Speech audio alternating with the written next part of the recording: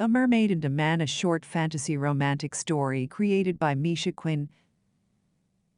All rights reserved by Misha Quinn. Copyright 2022.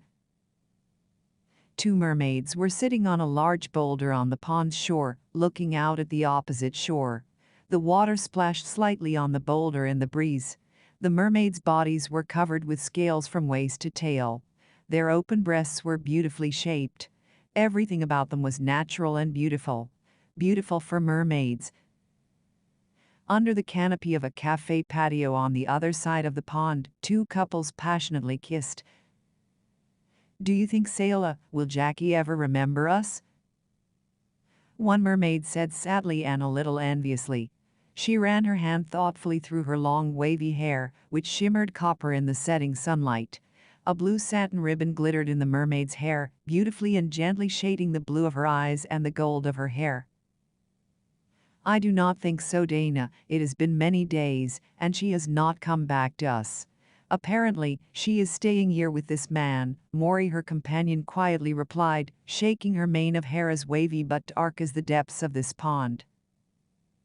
Her hair did not pale in the sun. Instead, they were as if they absorbed the sun's rays, and seemed like a cloud of dark slush hovering around her beautiful face. The dark, wispy eyebrows gave a stern expression to her. "But you know she must surely come back to us, or else—" Dana, who seemed younger than Sayla, looked anxiously at her companion. "I do not know what she is thinking now. I do not know how she feels. I have never loved an earthly man, a human being. Not everyone gets that, and probably not everyone needs it." With a furrowed brow, her companion added, shaking her dark hair. Then she waved her hand, on which drops of water sparkled like jewels in the setting sun's light, and slipped noiselessly from the stone into the silent water of the pond. Dana, the second mermaid with golden hair, did not even look after her. Instead, she gazed intently at the dark silhouettes of the lovers, still standing, embraced on the opposite shore. The sun was almost over the horizon. Its last purple ray had disappeared behind the ridge of rock surrounding the pond on the side where the mermaids sat. Their boulder became one with the water's surface in the darkness. The mermaid could no longer see anything in the distance, and nothing even within arm's length of that boulder. It was time to return to herself, to the water. She jumped quickly from the boulder into the water and, once more, tried to see Jackie, the same girl who was there, in the distance, perhaps still embracing her lover Maury. Seeing nothing else, the mermaid dove into the pond depths, whipping her tail noisily across the water. The next evening, a slender young woman with golden hair stood on the shore of the pond. She wore a simple white dress with lantern sleeves. The woman was barefoot. She did not even have sandals, and her feet seemed icy from the chilly morning water that touched her feet.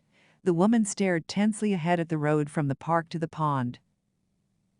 A tall, broad-shouldered young man, or rather young man, was walking along the road. He had a large fishing bag on his shoulder and a fishing rod in his hand. A loose blue checked flannel shirt was tucked into the same loose-cut dark blue jeans. The loose-fitting clothes and the worn deep brown leather jacket with contrasting stitching did not conceal. Still, they only stressed the man's athletic physique, broad shoulders, and narrow hips. The woman did not move. The man walked to the pond's shore and gazed in surprise at the girl standing barefoot in the morning water. "Hi, are you all right?" he asked cautiously, carefully dropping his bag and fishing rod onto the shore sand. "Hi, I am fine, of course," the woman replied in a quiet, melodious voice, tilting her head slightly on her shoulder. She still stared at the man. He felt a little uncomfortable. His gaze swept over the woman's slender figure, slim waist, and steep hips. He lowered his eyes, trying to cope with surprise and admiration for her beauty. Thoughts raced through his head, like, "What a morning. No one will believe me. I came here just to fish, and here is this strange beauty. Yes, she is just a beauty. But what am I supposed to do now? She will not even think about leaving here, and I cannot start fishing under her watchful gaze." Like many amateur fishers who fished more in search of solitude and harmony with nature in their own way than for sustenance or competition, he recognized fishing alone. Real man's fishing required privacy and peace, and in front of this woman, he was embarrassed to even start laying out his fishing gear. The man did not open the bag. Instead, he wiped his sweaty palms on his shirt and stepped toward the girl, wanting to better look at the woman in the morning's dawn. She was still standing there, gazing at him, smiling faintly. Her blue eyes were wide open, and her pupils seemed as massive as the abyss of dark pond water in the half-light. The woman's long black eyelashes were like the wings of a night butterfly. They cast a shadow over the white skin of her face. Her golden eyebrows were like ears of wheat over the ponds of her eyes, and they almost disappeared on the woman's face with the coming of darkness. Her full lips were folded into a smile that appealed to him in no way, but that kept him going. The line of a slender neck, exposed by the mop of golden curly hair and the collar of her dress, was so beautiful that the man wanted to run his hand over it to feel her pulse beat. What does she want from me? Who is she? What is she doing here? These thoughts raced through the man's mind. His gaze was already pleading with the woman to solve her mystery. She looked up and sideways a little and suddenly held her hand to the man. In her hand was a blue satin ribbon.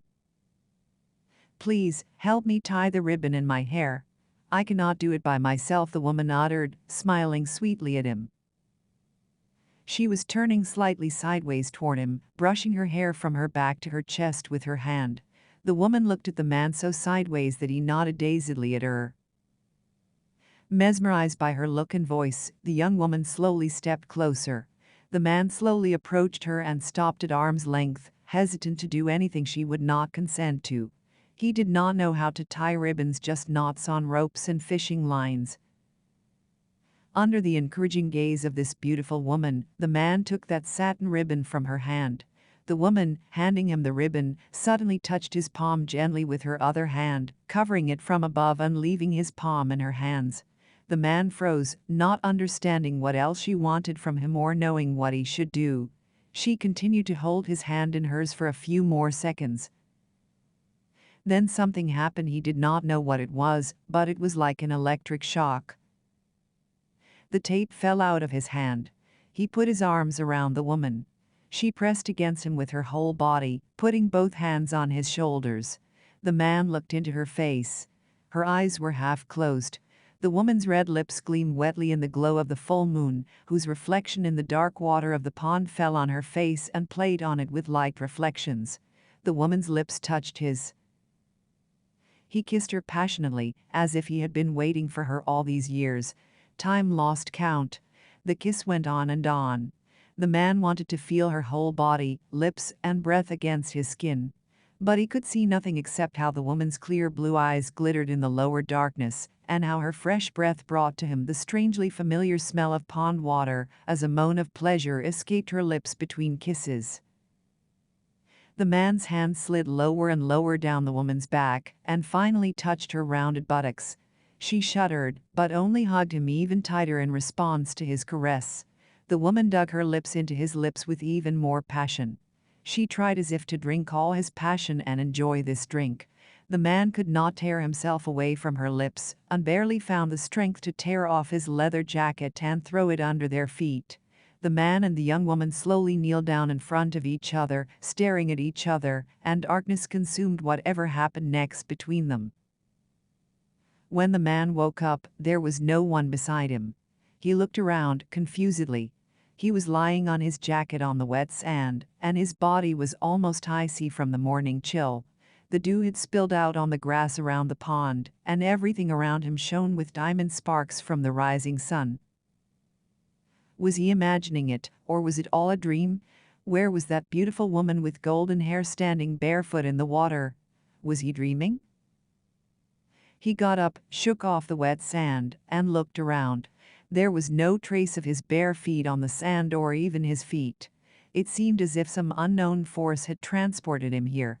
He scratched the back of his head in surprise, sighed heavily, gathered his things, and strolled away from the pond. On his way to the park around the pond, he looked back at the shore twice, but saw no one there and continued on his way home. In the cozy backwater of the pond, under a sprawling willow tree that leaned right over the pond water, circles appeared as if a large fish had floated to the surface and gulped for air. Then, the white arm of a young woman with golden hairs, scattered and clinging to the white shoulders of the mermaid, appeared out of the water. "Dana, what have you done? I warned you not to do what Jackie went for. These men, they are all the same. It will be all right at first, and then when they find out who we are." Her dark-haired friend's voice was heard. Dana turned to Selah and said with a happy smile, "Well, if I had never done what I did yesterday, I never would have known what it is to love an earthly man. Our watermen bore me so much. They are all so alike and boring. And here, feelings and passion and the warmth of his body and kisses, you know, I never thought that an earthly man could be so fascinating to me." Selah still looked at her friend anxiously. An endless sadness glowed in her eyes. Seeing the look on Selah's face, Dana stopped smiling and listened carefully to what her friend had told her. Dana was not prepared for what awaited her if she fell in love with a man, an earthly man. Now she was about to find out. What Selah had told her about their lore about love for an earthly man astounded her. But Dana was ready for anything. Because if she ever left for humans, she would have to forget her water world and her friends. She would have to dissolve into the human world and become one of them. Selah asked, trying to get her friend's attention to the point of their conversation. "Do you even know his name? The name of that man you are with?" Dana replied, smiling nonchalantly, "I do not know. But it does not matter. After all, I will never meet him again if I have to do what our rulers want me to do." Dana listened intently to her friend, but her eyes returned to that shore across from theirs, where she had spent the night with the man. What she felt at night next to him was not love. It was only passion. What would happen to her if she felt love?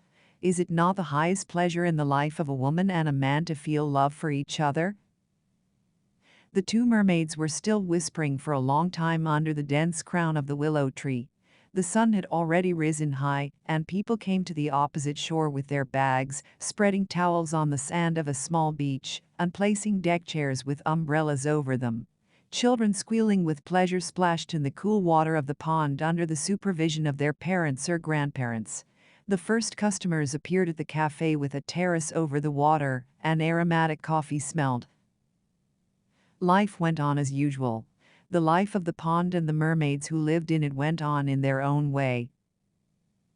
Only one man, sitting in the cafe, did not know what to do with his life. He was enveloped by the charm of yesterday's meeting with a stranger and could not come to himself from the influx of his feelings. He stared at the opposite shore of the pond, where he had held the beautiful stranger woman in his arms this morning. How should he live now? Where would he look for her? He already knew for sure that he would look for her. He would never forget her and look for her. So he looked for her here, on this pond, or in every woman he would meet. The fragrant smoke rose over his steaming cup of coffee. The man sat contemplating the pond's water surface and kept looking at the opposite shore and the creek covered by the crown of a sprawling willow tree. He would look for her, and he would find her. This girl showed him what true passion is. He would show her what true love is. The End. Also by Misha Quinn. Dreams of Fantasy Romance, on the pre-order, release in 2023. One Day in Montreux, a short story to the Billionaire Boss romance series, The Salamander. The Lonely CEO, a billionaire boss romance. The Independent Woman, a billionaire boss romance. The Return Game, a billionaire boss romance. The Christmas Gift, a billionaire boss romance. The Salamander series box set books 1-4, a billionaire boss romance. Women's Secrets, a prequel to the sweet later in life contemporary romance series. Anything Can Happen, a sweet friend to lovers later in life contemporary romance. Our Time to Love, a sweet opposites attract later in life contemporary romance. Love is Everything, a sweet enemies to lovers later in life contemporary romance. About the author. Misha Quinn is a pen name of an independently published contemporary and fantasy romance author from Finland, with over 10 novels, novellas, and short stories published so far. Misha's heroines are mostly strong women, or they are getting stronger during their life lessons.